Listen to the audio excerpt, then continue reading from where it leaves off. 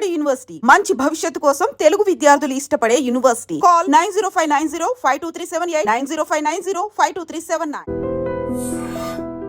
చాలా రోజుల నుంచి కూడా మరి విద్యాలయాల్లో ఏం జరుగుతుందో ఏందో అర్థం కాని పరిస్థితి ఉంది. ఎందుకంటే చాలా మంది విద్యార్థులు ఎస్పెషల్లీ ఈ కార్పొరేట్ కాలేజెస్లో చదువుతున్న విద్యార్థులే మరి ఎందుకని ఒత్తిడిలో ఉంటున్నారు, మరి ఎందుకని ఆత్మహత్యలు చేసుకుంటున్నారో ఏంటో అర్థం కాని పరిస్థితి. మళ్ళీ శ్రీ చైతన్య కాలేజ్లో ఈరోజు మరో విద్యార్థిని చనిపోయింది. ఆమె పేరు వచ్చేసి నందిని. ఈమె ఫస్ట్ ఇయర్ చదువుతోంది. కేవలం 16 సంవత్సరాలు మాత్రమే.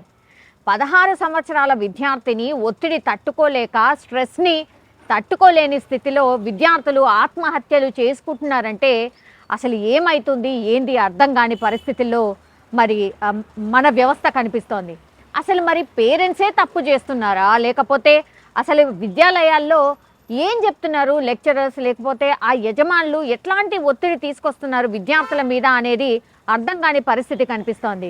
ఇప్పుడు ఇది ఎక్కడ జరిగింది అని అంటే ఖమ్మం జిల్లాలో జరిగింది. ఇది ఖమ్మం జిల్లా భద్రాచలం దగ్గర ఉన్నటువంటి ఎటపాకగా ఈమె స్వస్థలం. అంటే నందిని స్వస్థలం ఎక్కడ అంటే భద్రాచలం దగ్గర ఎటపాకగా చెప్తున్నారు. ఈమె చదువుతుంది మాత్రం శ్రీ చైతన్య కాలేజ్ ఖమ్మంలో చదువుతోంది.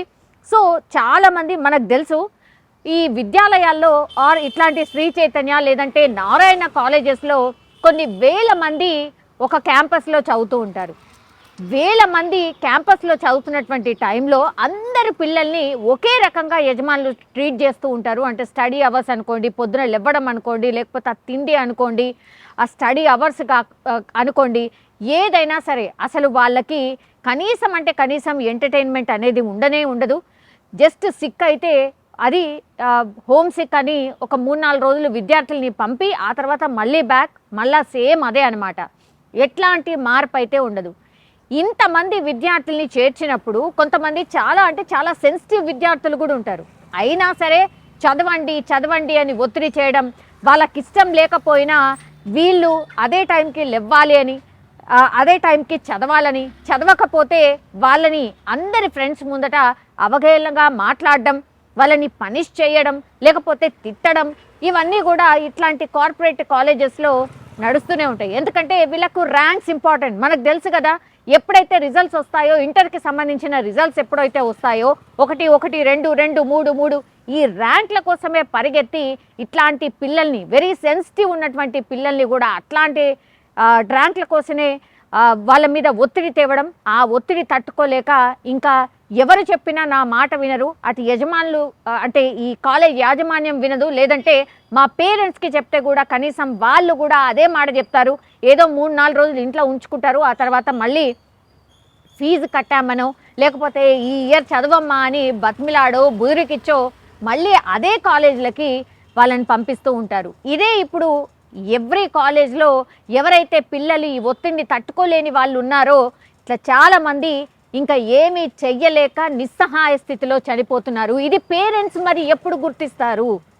ఇప్పుడు వాళ్ళ దగ్గర మీరు ఫీజు కట్టేస్తారు కాబట్టి వాళ్ళు డెఫినెట్లీ ఒత్తిడే చేస్తారు. మీరు ఎంతైనా చెప్పండి మా పిల్లగాడిని ఏమనకండి అన్నా కూడా వాళ్ళ కాలేజ్ పరువు పోతుందనో, లేకపోతే బ్యాక్లాగ్స్ ఉన్న పిల్లల్ని మేము జాయిన్ చేసుకోలేమనో, లేకపోతే మా క్రెడిబిలిటీ పోతుందనో, మా బ్రాండ్ దెబ్బతింటుందనో వీళ్ళు ఒత్తిడే చేస్తారు. కానీ పేరెంట్స్ మరి ఇట్లాంటి ఒత్తిడి ఉన్నటువంటి కాలేజ్లో ఎందుకు చేరుస్తున్నారు? మీకు ర్యాంక్సే ఇంపార్టెంటా, పిల్లలు ఇంపార్టెంట్ కాదా? ఇట్లాంటి ప్రశ్నలు చాలామంది లేవనెత్తున్నారు. ఇప్పుడు పాప చనిపోయింది, ఇంకేం చేస్తారు? ఫీజు పోయే, మీ పాప వాయే, ఇంకేం చేయాలి అంటే పేరెంట్స్ వినట్లేదు, అటు యజమానులు కూడా వినట్లేదు. మరి ఏం చేయాలి? ఆ ఒత్తిడిని తట్టుకోలేక ఇప్పుడు అగైన్ ఇంకొక పాప నందిని ఆమె చనిపోయిన పరిస్థితి అయితే కనిపిస్తోంది. సో ఒత్తిడి భరించలేకనా, లేకపోతే వేధింపులతో విద్యార్థి చనిపోయిందా? ఈ 2 రీజన్స్ వల్లనే డెఫినెట్లీ చనిపోయి ఉంటుంది అని ఇదే దిశగా పోలీసులు అయితే దర్యాప్తు చేస్తున్నారు. కానీ మొన్నటికి మొన్న ఈ శ్రీ చైతన్యకు సంబంధించిన సంస్థల్లోనే హైదరాబాద్ మియాపూర్ గర్ల్స్ క్యాంపస్లో 2 నెలల కిందటే ఒక ఆందోళన నెలకొంది. ఎందుకంటే ఈ ఒత్తిడి తట్టుకోలేకనే ఆత్మహత్యకు పాల్పడదామంటూ కొందరు విద్యార్థులు కూడా వాళ్ళు పాపం వాష్రూమ్లో గోడలపై రాసినటువంటి ఘటన చాలా పెద్ద ఎత్తున ఎంత దుమారం రేగిందో మనందరికీ తెలిసిందే. అయినా సరే ఎగైన్ వాళ్ళ పిల్లల్ని బుదిరికిచ్చో బతిమిలాడో వాళ్ళని ఎగైన్ అదే క్యాంపస్లో మళ్ళీ చదివిస్తున్నారు. పేరెంట్స్ పంపించారు అని అంటే అసలు మనం ఎటుపోతున్నాం, ఏ దిశగా ఆలోచించాలి, ఏం చెయ్యాలి? మీ పిల్లగాడికి ఇష్టం ఉందా లేదా, ఇష్టంతోనే వెళ్తున్నాడా, పోనీ ఇష్టంతోనే వెళ్ళినా అక్కడికి వెళ్ళిన తర్వాత అడ్జస్ట్ కాకపోతే మరి పేరెంట్స్ మీరు ఏం చేస్తున్నారు? ఏమవుతుంది? అందులోకెళ్ళి తీసేసి వేరే దగ్గర వేస్తే ఏమవుతుంది? లేదంటే అసలు ఒక సంవత్సరం బ్యాక్లాక్ అయితే ఏమవుతుంది? ఇప్పుడు పిల్లలు చనిపోయిన తర్వాత మీరు ఏం చేస్తారు? అసలు ఎవరి కోసం ఇంత కష్టపడుతుంది, ఎవరి కోసం ఇంత బతుకుతుంది, ఎవరి కోసం? పిల్లల కోసమే కదా. ఆ పిల్లలే లేకపోతే ఇంకా ఎందుకు? వాళ్ళు ఒత్తిడి తట్టుకోలేక చనిపోతున్నారు. వాళ్ళు డెఫినెట్లీ చెప్తారు పేరెంట్స్కి ఏం జరుగుతోంది, నాకేమవుతుంది అని. కానీ వినే పరిస్థితిలో పేరెంట్స్ లేకపోతే ఎట్లా మరి? పైసలే కాదు కదా, మీకు ప్రాణం కదా ఇంపార్టెంట్, మీ బాబో పాపనో వాళ్ళు కదా ఇంపార్టెంట్. ఎన్ని ఇన్సిడెంట్స్ అవుతున్నాయి. ఒక 2-3 నెలల నుంచి అయితే విపరీతంగా ఇట్లాంటి ఆత్మహత్యలే పెరిగిపోయినాయి.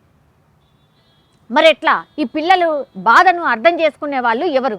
ఆ క్యాంపస్లో పోతేనేమో కనీసం తిండి కూడా సరిగ్గా ఉండదు, వాష్రూమ్స్ సరిగ్గా ఉండవు, కెపాసిటీకి మించి పిల్లలు ఉంటారు, కనీసం వెంటిలేషన్ ఉండదు, ఒక్క రూమ్లో 4-5గురిని వేసేస్తూ ఉంటారు, అదేదో బందికానలో వేసినట్టుగా. ఎంత దారుణం! అసలు గర్ల్స్ హాస్టల్ అయితే ఇంకా దారుణాతి దారుణమైన పరిస్థితులు ఉంటాయి.